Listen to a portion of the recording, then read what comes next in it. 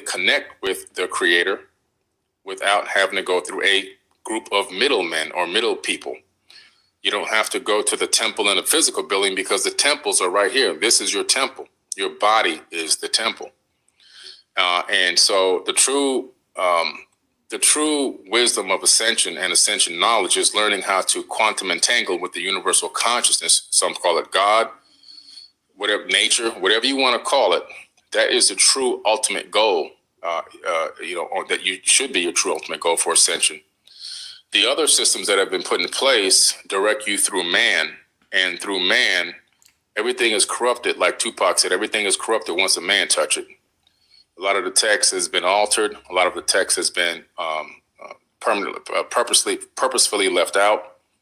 The entire Apocrypha has been left out, which I have the Apocrypha, I think it's upstairs.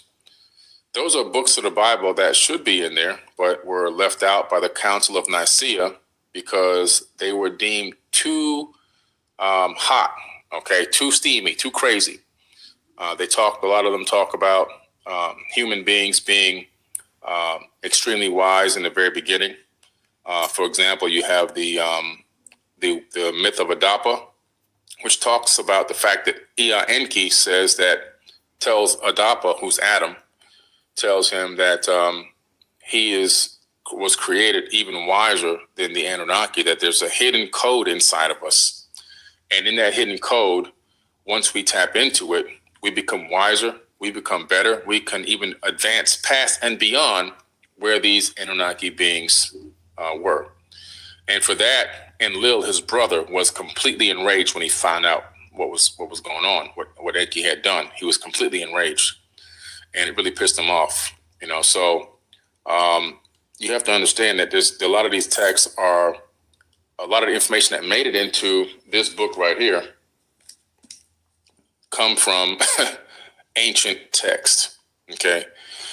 Even in, some people say, well, what about the New Testament? Well, even in the New Testament, there are places in my book, Compendium of the Emerald Tablet, where I distinctly go through and make the comparisons between the Old Testament and also, the New Testament. And it really breaks it down in a way where you can see everywhere where Jesus is actually speaking, his words actually come from the Emerald Tablets of Thoth, which are 36,000 years old. So which came first, the chicken or the egg?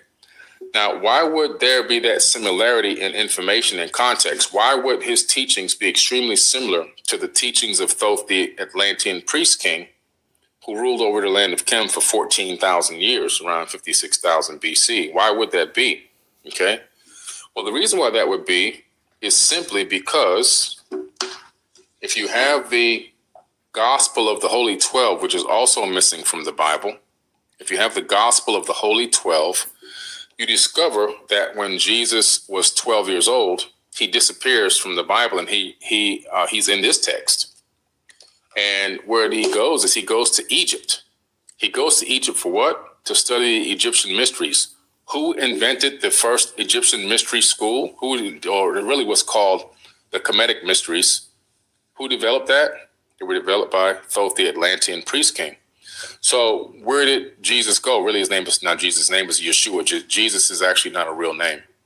But where did Yeshua go? Yeshua went to the land of Kem to learn, and he became an adept initiate to learn the Egyptian mysteries or the Kemetic mysteries. And in there, he learned all of the teachings that are in the Emerald Tablets of Thoth and beyond. So when he's speaking in the New Testament, the reason why a lot of what he's saying is matching the Emerald Tablets is because that's where it came from. Just like if I go to school, right? I took a course at MIT in applied neuroscience. And in that course, they talk about how, the human body emits this magnetic field from the heart, and this magnetic field wraps around the body like a torus. And this is what they teach at MIT. This is not just a spiritual post, a meme on social media.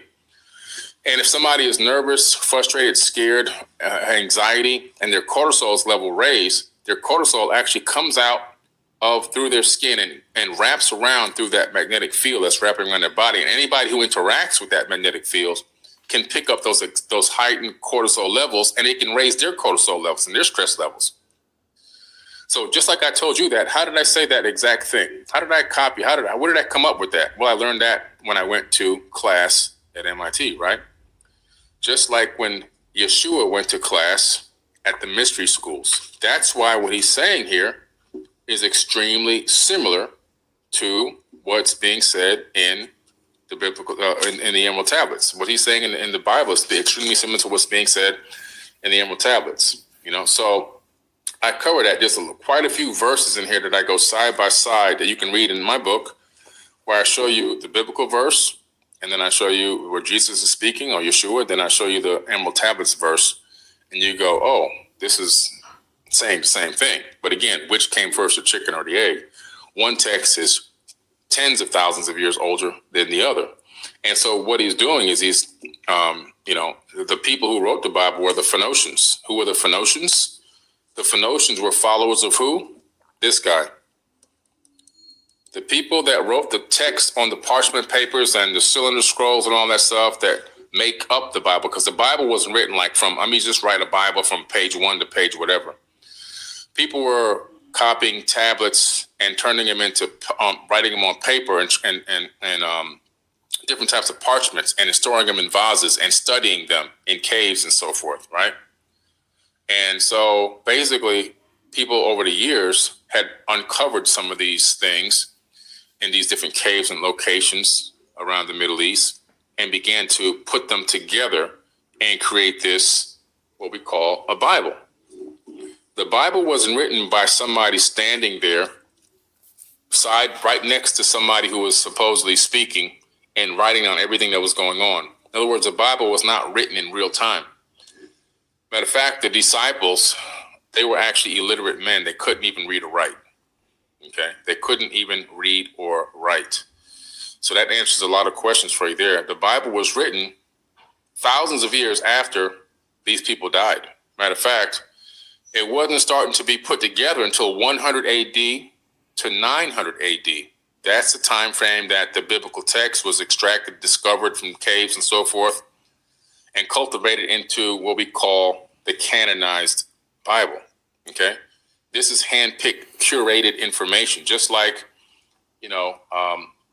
I'm a music artist, right? So I submit my music to a lot of streaming services. One streaming service in particular is Pandora. Now, Pandora is not like Spotify or Apple Music or Deezer or Tidal. Pandora actually curate all the music that they accept into their platform. So if you submit your music to Pandora, it may or may not get accepted. They handpick what they want. They actually have a human being that actually listens to your music and actually puts it in there. Okay. So this is incredible. So this is the same system that the Bible is written in. Okay. Now, what's interesting is this Bible has good information in it. There's good information in that book.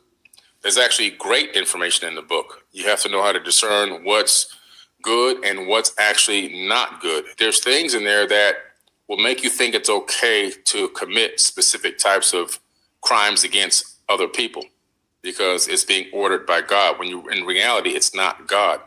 See, until you get some of these texts that I've got here in these books and learn how to read cuneiform and learn how to, my Aramaic book is upstairs, convert some of this text backwards into Aramaic and start reading that, you start finding out what areas are actually not being prudent for mankind to follow. So just like in anything, you have to have discernment, right? I can take this book and I can handpick verses. I can curate information out of this book. I can handpick verses that if you listen to them, if you read them, if you study them, and if you actually act on them, you can actually get a good result. Okay? That's why I read everything. That's why I study. I'm a student of everything. Now, there's information in here that's not so good. Like in the book of Deuteronomy, it okays things like rape. It okays things like abduction, right? False imprisonment. All those things are in there.